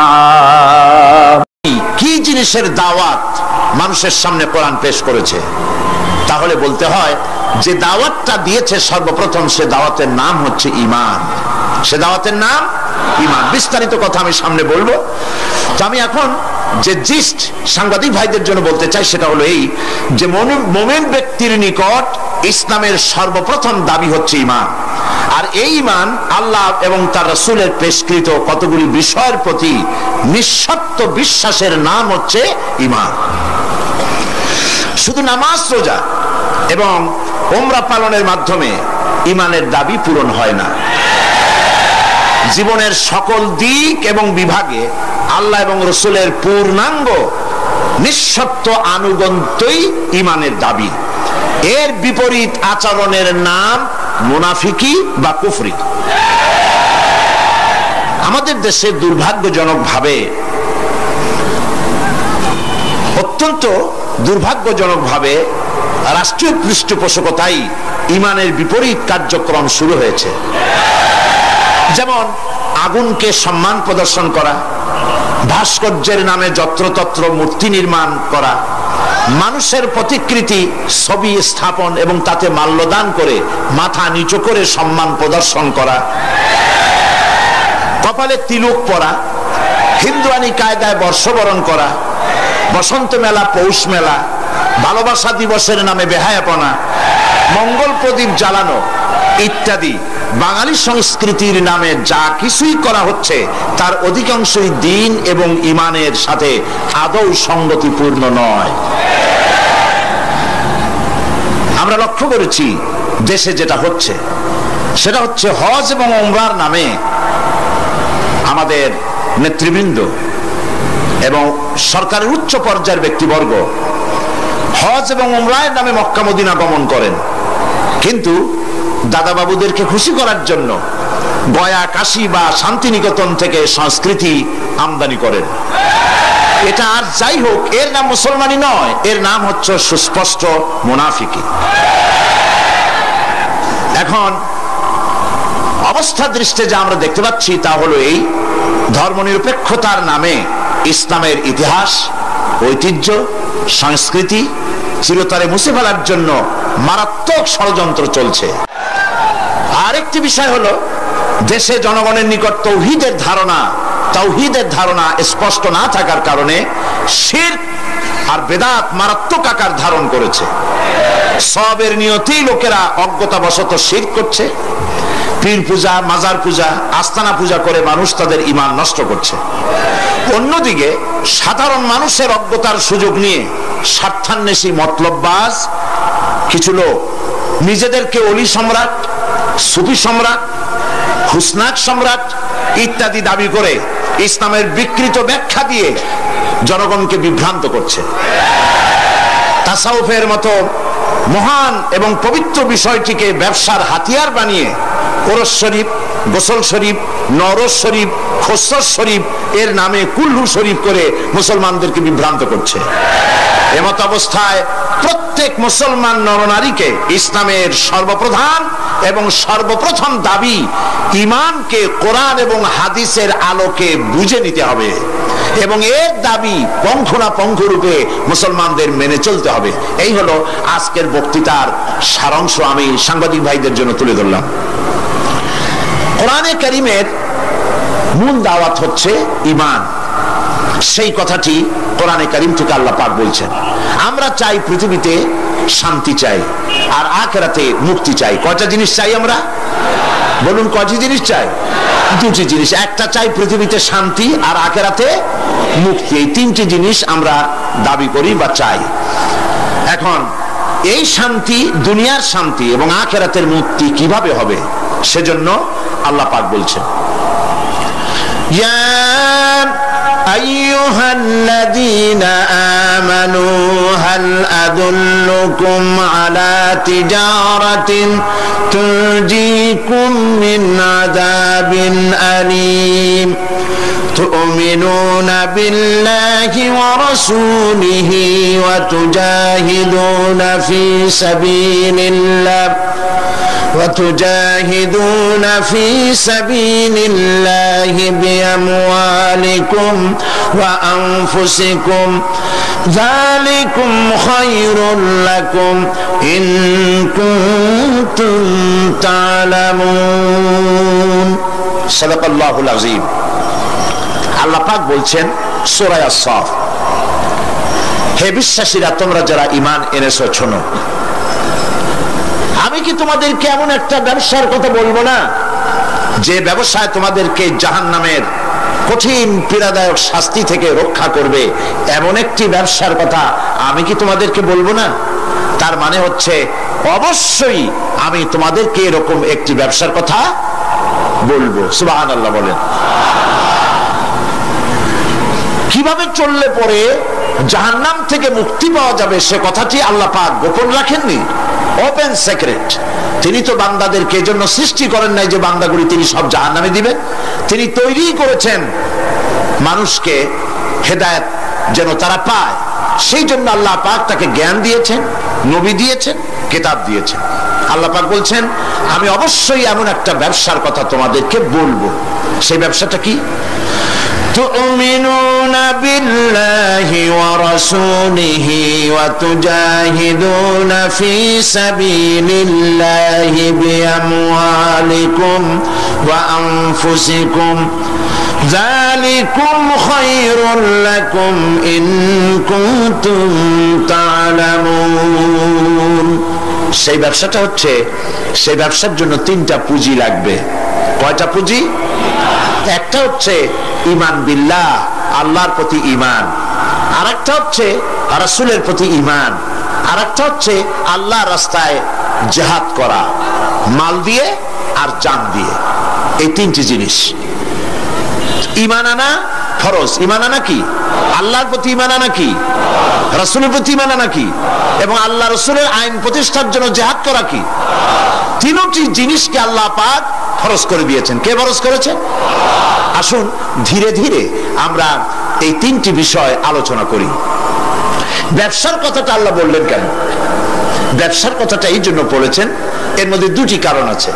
একটা কারণ হলো এই যে মানুষেরা ব্যবসাটা বোঝে খুব ভালো, ব্যবসার দিকে মানুষের মনটা খুব আকৃষ্ট থাকে। অল্প কাজ করে যদি বেশি মুনাফা পাওয়া যায়, মিনিমাম লেবার ম্যাক্সিমাম প্রফিট, মানুষ দেখবেন লাফায় পড়বে সেই কাজের জন্য। মাওলানা ইহতিসামুল হক থানভী রাহমাতুল্লাহ আলাইহি তার এক ওয়াজের মধ্যে বলেছেন, আমি শুনেছিলাম, তিনি বলেছেন কিয়ামতের দিন, এটা রূপক কথা, কোরআন হাদিস নয়। কিয়ামতের দিন এক ব্যক্তিকে উপস্থিত করা হবে, তাকে ফেরেশতারা জিজ্ঞেস করবে যে আল্লাহর বান্দা, তোমার তো নেক এবং পুণ্য, পুণ্য এবং পাপ, নেক এবং বদ দুটি জিনিসই সমান সমান। এখন বলো তুমি কোথায় যাবা? তুমি কি বেহেশতে যাবা না তুমি দোজখে যাবা? লোকটি বলছে, সেই লোকটি ছিল খুব বড় ব্যবসায়ী, সে বলছে ফেরেশতা ভাই, আমি দোজখও চিনি না বেহেশতও চিনি না, যেখানে গেলে আমার 2 পয়সা লাভ হবে সেইখানে আমি তোমায় আমারে পাঠাও। এর দ্বারা বোঝা যায় যে মানুষেরা ব্যবসার দিকে খুব বেশি আকৃষ্ট থাকে। যদি লস হয় দারুণ ভাবে মন খারাপ করে, একেবারে যায় যায় অবস্থা হয়ে যায়। এই জন্য ব্যবসার কথা আল্লাহ তুলে ধরলেন যাতে করে মানুষের মনটা ব্যবসার কথা শুনে আকৃষ্ট হয়। এ হলো এক। 2 নম্বরে, ব্যবসা করতে শুধুমাত্র পুঁজি লাগে না, আরো অনেক কিছু লাগে। শুধু পুঁজি হলে কি ব্যবসা হয়? যদি শুধু পুঁজিতে ব্যবসা হয় তাহলে আপনারা চেষ্টা করেন না। 10 লাখ টাকা নিয়ে নামেন, ব্যবসা সম্পর্কে কোনো জ্ঞান নাই, ব্যবসার কিছু জিনিসপত্র কিনে নিয়ে 10 লাখ টাকা বা 20 লাখ টাকার পুঁজি নিয়ে বসেন, 1 মাসও লাগবে না আপনার দোকানে লাল বাতি কয়েকটা জ্বলার জন্য, ঠিক কিনা? তাহলে ব্যবসা করার জন্য শুধু পুঁজি যথেষ্ট নয়, পুঁজির সাথে সাথে ব্যবসার জ্ঞান থাকতে হবে, ঠিক কিনা? অভিজ্ঞতা থাকতে হবে, জ্ঞান থাকতে হবে। এবং ব্যবসায় পুঁজি খাটাইয়া জ্ঞান নিয়ে বসে থাকলে হবে না, শ্রম দিতে হবে, লেবার দিতে হবে, রাত জাগতে হবে, চেষ্টা করতে হবে। দেশ বিদেশের ওই মালের, যে মালের ব্যবসা আপনি করেন তার দাম কোথায়, কেমন, কোথা থেকে কিনলে লাভ, আপনি এখানে বিক্রি করলে লাভ বেশি হবে, এই সব ব্যাপারে চিন্তা ভাবনা করতে হবে, শ্রম দিতে হবে, মেধা দিতে হবে, রাত জাগতে হবে, দৌড়দৌড়ি করতে হবে। এত কিছু করার পরে তারপরে ব্যবসা হওয়ার সম্ভাবনা আছে, তবে লসের সম্ভাবনাও উড়ায় দেওয়া যায় না।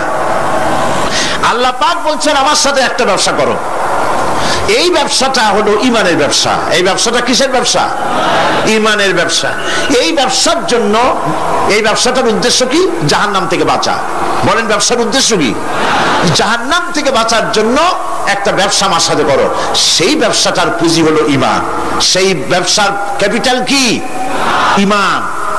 সেই ইমান লাগাইয়া বসে থাকলে হবে না, শুধু পড়লে হবে না লা ইলাহা ইল্লাল্লাহু মুহাম্মাদুর রাসূলুল্লাহ। জোরে পড়েন লা ইলাহা ইল্লাল্লাহ, লা ইলাহা,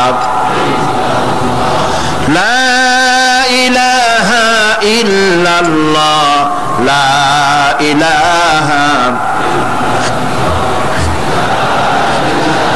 অল্প দিবা। লা ইলাহা ইল্লাল্লাহু মুহাম্মাদুর রাসূলুল্লাহ। এই কলেমার পুঁজি খাটাইয়া বসে থাকলে হবে না, ইমানের জন্য পুঁজি খাটাতে হবে। পুঁজি হলো জাহান্নাম থেকে বাঁচার জন্য, পুঁজি হলো ইমান। সেই ইমান খাটাইয়া কলেমা পড়ে বসে থাকলে হবে না, শ্রম দিতে হবে, চিন্তা করতে হবে, রাত জাগতে হবে। যার উপরে ইমান এনেছেন তার উপরে ইমান আনার কারণে যদি অত্যাচার আসে সহ্য করতে হবে, বরদাস্ত করতে হবে। এরকম নয় ইমান এনেছি এই কথা বলবেন আহাসিবান নাসু আইয়ুতরাকু আইয়াকুলু আমান্না ওয়া হুম লা ইফতানুন।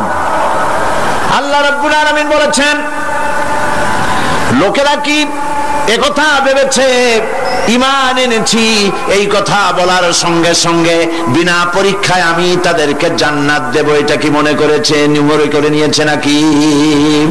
ওয়া হুম লা ইফতানুন। তাদেরকে পরীক্ষা করা হবে না? অবশ্যই পরীক্ষা করা হবে। শুধু ঈমান এনেছে এই পুঁজি খাটালে হবে না, পরীক্ষা দিতে হবে, কষ্ট করতে হবে, মার খাইতে হবে, জেলে যেতে হবে, পরিশ্রম করতে হবে। এই ময়দানই হচ্ছে উত্তপ্ত ময়দান। এই ময়দান কি ময়দান? এটা কুসুমাস্তীর্ণ নয়, এটা কণ্টকাকীর্ণ ময়দান। সুতরাং আল্লাহ পাক বলছেন পরীক্ষা দিতে হবে। এই ঈমান আনলে পরে ঈমানের পুঁজি খাটায়া, তুমি যেমন ব্যবসার পুঁজি দিয়া চুপ করে বসে থাকলে যেমন ব্যবসা হয় না, এখানেও ব্যবসা হবে না কলেমা পড়িয়া। শুধু কলেমা পড়তে হবে, বিশ্বাস করতে হবে, এটার জন্য কাজ করতে হবে এবং কালেমা ভিত্তিক শাসন প্রতিষ্ঠার জন্য আন্দোলন করতে হবে, ময়দানে থাকতে হবে। আর এই কাজগুলি করলে পরে তখন আল্লাহ রাব্বুল আলামিন রাজি হবেন, খুশি হবেন, এর পূর্বে নয়। তবে দুনিয়ার ব্যবসা করতে গেলে সেই ব্যবসায় লাভও আছে, লোকসানও আছে। আল্লাহ রাব্বুল আলামিন বলেন, আমার সঙ্গে যে ব্যবসাটা করবে ওই ব্যবসাটা হচ্ছে তিজারাতান লান তাবুর। আমার সাথে যে ব্যবসা করবে এই ব্যবসায় লোকসানের কোনো সম্ভাবনা নাই, কোনো লস নাই। বাঁচলেও লাভ, জেলে গেলেও লাভ, ফাঁসির মঞ্চ চললেও লাভ, মরে গেলেও লাভ, মার খাইলেও লাভ। এটা সব জায়গায় লাভ আর লাভ। সুবহানাল্লাহ বলতে ইচ্ছে করে না? কারণ তুমি মার খাচ্ছ কার জন্যে? জেলে যাচ্ছ কার জন্যে? ফাঁসির মঞ্চে চড়ছ কার জন্যে? সুতরাং তোমার তো কোনো দুঃখ থাকার কথা নয়, তোমার তো কোনো চিন্তা থাকার কথা নয়। আমাকে তো আমার আল্লাহ শিখেই দিছেন কি? قل إن صلاتي ونسكي ومحياي ومماتي لله رب العالمين। পড়েন আমার সাথে, সবাই পড়েন। إن صلاتي ونسكي ومحياي ومماتي لله رب العالمين। আল্লাহ পাক বলেন, বলো নিশ্চয়ই আমার নামাজ, আমার কুরবানি, আমার হায়াত, আমার মওত সবকিছু আল্লাহ রাব্বুল আলামিনের জন্য। কার জন্য? তাহলে মুমিনের কি কোনো দুঃখ থাকার কথা? কোনো কষ্ট থাকার কথা নিশ্চয়ই নয়। মুমিন সর্বাবস্থায় আল্লাহর উপরে রাজি থাকবে, খাইরিহি ওয়া শাররিহি মিনাল্লাহি তাআলা। আমার উপরে যদি কোনো বিপদ আসে অথবা আমার যদি কোনো সুখ আসে, সবকিছু কার পক্ষ থেকে? হয়রান হওয়ার, পেরেশান হওয়ার কোনো কারণ নাই। আমার জন্য যা হয় তার মধ্যে কল্যাণ আছে। আমি বুঝি না কল্যাণটা কত দূরে, তবে কল্যাণ হবেই হবেই ইনশাআল্লাহ। আল্লাহ পাক বলছেন, শোনো, আল্লাহর উপরে ঈমান আনতে হবে। তুমিনুনা বিল্লাহ, আমরা কি জাহান্নাম থেকে বাঁচতে চাই? তাহলে আল্লাহ পাক বলছেন আমার উপরে ঈমান আনো। এখন আল্লাহর উপরে ঈমান আনার জন্য 4টি শর্ত আছে। কয়টি শর্ত? মুখস্থ করেন। আল্লাহর উপরে ঈমান আনার জন্য 4টি শর্ত। 1 নম্বরের শর্ত হচ্ছে আল্লাহ পাক আছেন, এটা বিশ্বাস করতে হবে। অনেক মুমিনও অনেক সময় প্রশ্ন করে বসে বিপদ দেখে, আল্লাহ কি আছে? এই চিন্তাই, এই ধরনের পেরেশানি আর হতাশ হয়ে কথা বলতে পারে কেবলমাত্র যাদের ঈমান যত দুর্বল, বিপদে তারা তত বেশি হতাশ হয়। আর ঈমান যত সবল, সে জানে যে আল্লাহ পাকের ফয়সালার অতিরিক্ত কিচ্ছু হবে না, যা হবে সবটাই আমার আল্লাহর ফয়সালা। কার ফয়সালা? সুতরাং আল্লাহ পাকের উপরে ঈমানটা আনতে হলে 4টি শর্ত লাগবে। আমি আশা করি এই কথাগুলি, আমি আল্লাহর সাহায্য চাচ্ছি, আল্লাহ যেন বলার তৌফিক দেন এবং আমাদের বোঝার তৌফিক দেন। একটা হচ্ছে আল্লাহর উপরে ঈমান এনেছি, এই কথাটা বললেই হবে না। ঈমান এনেছি, 4টি শর্ত লাগবে। প্রথম হচ্ছে আল্লাহ আছেন, এটা স্বীকার করতে হবে, বিশ্বাস করতে হবে। 2 নম্বরে আল্লাহর গুণাবলী সহ আল্লাহকে বিশ্বাস করতে হবে। 3 নম্বরে আল্লাহর ক্ষমতাটাকে স্বীকার এবং বিশ্বাস করতে হবে। 4 নম্বরে আল্লাহ পাকের আদেশ এবং নিষেধ, এর উপরে বিশ্বাস করতে হবে। আসুন একটা একটা করে আলোচনা করি। 1 নম্বরে আল্লাহ আছেন। আমার মনে হয় এই ব্যাপারে বক্তৃতা করার কোনো দরকার নাই, কারণ আল্লাহ নাই এই চিন্তা যারা করে তাদের এই মাহফিলে এসে বসার কোনো জরুরত নেই, ঠিক কিনা? আমি ধরে নিতে পারি যে যারা আসছেন, বসে আছেন, দাঁড়ায় আছেন, সব আল্লাহরে বিশ্বাস করে। সুবহানাল্লাহ। আল্লাহ ছিলেন, আছেন, থাকবেন। যারা বিশ্বাস করে না, এগুলো পোড়া কপাল, ঠিক কিনা? এই পোড়া কপালে। তবে আমি যদ্দূর লেখাপড়া করেছি, যদ্দূর আমি পড়াশোনা করেছি, তাতে আমি দেখেছি আল্লাহ সম্পর্কে সন্দেহ পোষণ কোনো কৃষক করে না, কোনো রিক্সাওয়ালা করে না, কোনো কুলি মজুর করে না, কোনো চিনাবাদাম বিক্রেতা করে না, কোনো মাঝিরা, নৌকার মাঝিরা করে না, সাধারণ মানুষেরা করে না। আল্লাহর ব্যাপারে কোনো সন্দেহ পোষণ করে না। সন্দেহ পোষণ করে কারা? বুদ্ধির ঠেলায় মাথায় চুল নাই যাদের। ওই কয়েকটা পাতা ইংরেজি বই পড়ছে, আরে থামো, ওই আরে নাইছো না, থামো। কথা হচ্ছে যে ইউনিভার্সিটিতে কয়েকদিন ঘোরাফেরা করছে, শান্তিনিকেতন থেকে ফায়েজ ও বারাকাত লাভ করেছেন। এরপরে বলছে সব বুঝেছি। লোকেরা জিজ্ঞেস করে, বাবাজি কি বুঝেছো? কয় দেয়ার ইজ নো গড। ওর বাপের মাথা বুঝছে, আল্লাহ বলতে কেউ নাই, লেখাপড়া করে এইটা বুঝছে। হায় রে কপাল পোড়া। একজন কৃষক একজন ছাগলের রাখালকে আরব দেশে জিজ্ঞেস করা হয়েছিল, আল্লাহ যে আছে এর কোনো প্রমাণ তুমি কি দিতে পারবা? তুমি কি প্রথমে বলো আল্লাহ আছে, তুমি কি বিশ্বাস করো? অবশ্যই করি। আল্লাহ আছে, এর কোনো প্রমাণ আছে তোমার কাছে? কোনো প্রমাণ নাই, তবে আমি বুঝি আল্লাহ আছে। বলে কেমনে? কয় যে আমি তো ছাগলের রাখাল, আমি তো লেখাপড়া করিনি, আমি দার্শনিকও না, বিজ্ঞানীও না, কিছু না, ছাগল পালি। আমি চিন্তা করি ছাগলে খায় ঘাস আর পায়খানা করে কতগুলো ক্যাপসুলের মতো ট্যাবলেট। আল্লাহ যদি না থাকবে সেগুলো হয় কেমনে? ওর মাথা যেমন, ও বুঝছেও তেমন। কথা বুঝতে পেরেছেন? ছাগলের রাখাল ছাগলের পায়খানা দেখা ওর মনেও চিন্তা আসে, নিশ্চয়ই কেউ পরিকল্পনা করে এরকম করে। কিন্তু ইউনিভার্সিটিতে কিছু সংখ্যক শিক্ষক আছেন, জনগণের 12 কোটি মুসলমানের পয়সা দিয়া বেতন খায়, আর বলে আল্লাহ নাই। একজন তো এই কথা কয়ে মরেই গেছে।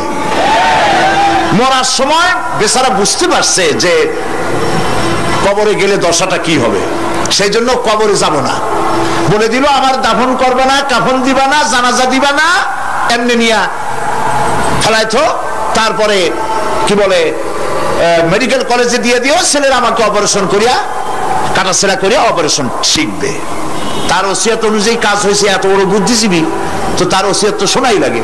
ওর কাফনও হয় নাই, দাফনও হয় নাই, গোসলও হয় নাই, কপালে নাই, কি হবে? তারপরে থুইছে বারডেমের মধ্যে, কিছুদিন পর তাকে পাঠানো হয়েছে মেডিকেল কলেজে।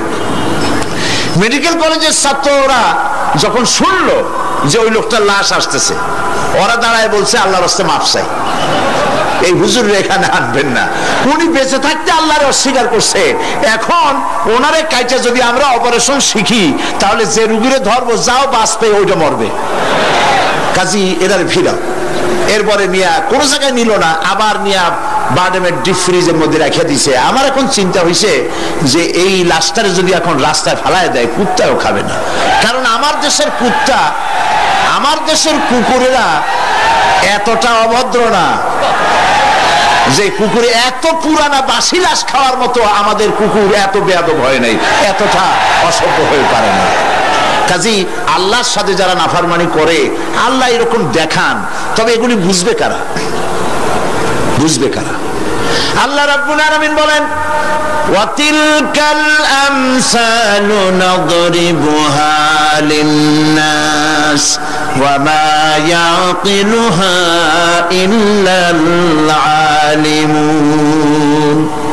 অসংখ্য দৃষ্টান্ত এই পৃথিবীর বুকে ছড়ায় রেখেছি, এসব দৃষ্টান্ত থেকে উপদেশ গ্রহণ করতে পারবে তারা যাদেরকে আমি রব্বুল আলামিন জ্ঞান দান করেছি, যাদের জ্ঞান দিয়েছি। ওরা তো জ্ঞান পায় না, ওরা পাইছে বুদ্ধি। ওরা কি পেয়েছে? বুদ্ধি। আল্লাহ কোরআন শরীফে কোথাও বলেন নাই যে তোমরা আমার কাছে দোয়া করো, আল্লাহ আমার বুদ্ধি বাড়ায় দাও। আছে না এরকমের কথা? আল্লাহ কি বাড়াইতে বলছেন? আল্লাহ রাব্বুল আলামিন বান্দাদেরকে শিখায়েছেন, বান্দারা আমার কাছে দোয়া কর, রব্বি জিদনি ইলমা। পড়েন সবাই, রব্বি জিদনি ইলমা। আয় আমার রব, আয় আমার স্রষ্টা, তুমি আমার ইলমকে, আমার জ্ঞানকে বৃদ্ধি করে দাও। বলেন সুবহানাল্লাহ। সুতরাং আল্লাহ রাব্বুল আলামিন সম্পর্কে সামান্য লেখাপড়া যারা করে, ওরা আল্লাহরে বুঝবে কি করে? তবে আল্লাহ কোনো অ্যাকশন নেন না। পিঁপড়া সে যদি হাতির দেখে একটা ঠ্যাং উঁচু করে বলে, এই হাতি কত বড় একটা দেহ, এরকম যদি একটা বেশকি দেয়, তাহলে হাতি কি পিঁপড়ারে তাড়িয়ে আসে নাকি? আরে তোমার মতো ছাগল পাগল কইলো যে আল্লাহ নাই, তাতে আল্লাহর কিছু আসে যায়? ছাগল পাগল, কুকুর, ভেড়া, এগুলোর কোনো দাম নাই আল্লাহর কাছে, এগুলোর কোনো মূল্য নাই। আল্লাহ পাক বলেছেন, যারা আল্লাহরে অস্বীকার করে, যারা কাফের, তারা জানোয়ারের চাইতে নিকৃষ্ট। তারা হচ্ছে পৃথিবীর সমস্ত সৃষ্টি জগতের মধ্যে নিকৃষ্ট হচ্ছে তারা, যারা কাফের, যারা আল্লাহকে অস্বীকার করেছে। দেখুন কোরআন শরীফে আল্লাহ পাক এক জায়গায় বলেছেন, ওয়ালাকাদ জারা'না লি জাহান্নামা কাসীরাম মিনাল জিন্নি ওয়াল ইনস। আমি মানুষ এবং জিনেদের মধ্যে এক শ্রেণীর মানুষ আর জিনকে তৈরি করেছি জাহান্নামের জন্য। জাহান্নামের জন্য তারা তৈরি হয়েছে। কারা? লাহুম কুলুবুন লা ইয়াফকাহুনা বিহা, যাদেরকে অন্তঃকরণ দিয়েছি, এই অন্তঃকরণ দিয়ে সব বুঝলো, এই বিবেক দিয়ে সব বুঝলো, কিন্তু আমারে বুঝলো না, আমার সৃষ্টি বুঝলো না। ওয়ালাহুম আয়ুনুন লা ইউবসিরুনা বিহা, তাদের চোখ দিছি, কিন্তু চোখ দিয়ে সব দেখলো, আমার সৃষ্টি দেখে আমাকে চিনলো না। তাদের কান দিলাম, এ কান দিয়া সব শুনলো, কিন্তু মজলুম দুর্বলের ফরিয়াদ তাদের কানের মধ্যে ঢুকলো না। উলাইকা কাল আনআম, আল্লাহ পাক বলেন এগুলি হলো চতুষ্পদ। কি কোন আপনারা বলেন? কি জানোয়ার? কে বলতেছেন? আপনারা কি রাগ করতেছেন নাকি? আর রাগ করলে হবেটা কি? সৃষ্টি যিনি করেছেন, এই পদবাচ্যে বিশেষিত বিবেচিত করেছেন সেই আল্লাহ। আল্লাহ পাক বলছেন, বিবেক দিলাম, আমাকে চিনলে না, চোখ দিলাম, আমার সৃষ্টি দেখে আমাকে উপলব্ধি করলে না, হেদায়েত পেলে না, কান দিলাম, হক শুনলে না, উলাইকা কাল আনআম, মালিক চেনো নাই, কাজী তুমি হচ্ছ চতুষ্পদ জানোয়ারের মতো। এ পর্যন্ত বললে না হয় হতো, কিন্তু আল্লাহ আরো একটু আগায় গেলেন। আল্লাহ পাক সামনে গিয়ে বললেন, বাল হোক আদাল, জানোয়ারের চাইতে নিকৃষ্ট। আমি এইটা বুঝি নাই, জানোয়ারের চাইতে নিকৃষ্ট আল্লাহ কইলেন কেন? পরে অনেক চিন্তা করে বুঝে আসলো। আল্লাহ পাক বলেছেন বুঝতে চেষ্টা করতে চাইলে আল্লাহ পাক বোঝার ব্যবস্থা করে দেন। সুবহানাল্লাহ। তো এটা কেন জানোয়ারের মতো হইল কেন? পরে চিন্তা করে দেখলাম যে বিষয়টা হচ্ছে মালিককে চেনা নিয়ে, আল্লাহকে চেনা নিয়ে। পশুতে কিন্তু মালিক চেনে, পশুতে মালিক চেনে। যেমন আপনারা বাড়িতে যদি কেউ কুকুর পোষেন, কুকুর পোষেন অনেকে, এই কুকুর পোষেন কেন? কুকুর পুষেছেন চোর ডাকাত যাতে বাড়িতে হামলা না করতে পারে, সেই জন্য কুকুর পুষেছেন। গভীর রাত্রে মানুষের পায়ের আওয়াজ পাওয়ার সাথে সাথে কুকুর তার ভাষায় বিরাট গর্জন করে ওঠে, ঠিক কিনা? তার ভাষায় সে বলে, সে বলতে থাকে, তার ভাষায় সে বলে থাম, স্টপ, পরিচয় দে তুমি কে। এখন ওই লোকটা যদি মালিক হয়, বাড়ির মালিক, কুত্তার মালিক, তাহলে সে যখন বলে কুকুর একটা নাম রাখে, ডব্লু বল্টু কিছু একটা রেখে দেয়, তো কুত্তার নাম ধরে কুত্তারে ডাক দিল থাম, কুত্তা তখন বোঝে আমি তো ভুল করছি, এ তো আমার মালিক। কুত্তা তখন কাছে চলে যায়, গায়ে লেজ নাড়াইয়া গায়ে বুলাতে থাকে। লেজ নাড়ানো মানে কুত্তায় গ্রিন সিগন্যাল দিয়ে দিছে, আপনি যাইতে পারেন, আপনার কোনো অসুবিধা নেই বাড়িতে ঢোকার ব্যাপারে। তাহলে দেখা গেল কুত্তায় মালিক চেনে। কুত্তা কি করে? আবার যদি চোর আর ডাকাত আসে, তাহলে কুকুর ঘেউ করে ওঠার সঙ্গে সঙ্গে চোর বা ডাকাত আওয়াজ তো করতে পারবে না, তার মালিক জেগে উঠবে। দৌড়াতে গেলে আর উপায় নাই, কুত্তা আবার এখন আর লেজ নাড়বে না, চাম করে পড়বে এবং কামড়ায় ধরবে তার ঠ্যাং অথবা ঘাড়, ঠিক কিনা? তাহলে বোঝা গেল কুত্তায় শত্রুও চেনে, মালিকও চেনে। কিন্তু এক শ্রেণীর নাস্তিক, তথাকথিত এক শ্রেণীর বুদ্ধিজীবী যারা আল্লাহকে অস্বীকার করেছে, সব বুদ্ধিজীবী খারাপ তা না, কিছু বুদ্ধিজীবী তো নিশ্চয়ই ভালো, ঠিক কিনা বলেন? কিন্তু এক শ্রেণীর আছে যারা আল্লাহরে চেনে নাই, ওরা কিন্তু বাড়ির ওই গৃহপালিত ওই পশুর চাইতেও নিকৃষ্ট, বালহম আদাল, জানোয়ারের চাইতেও নিকৃষ্ট। মালিককে চিনতে হবে।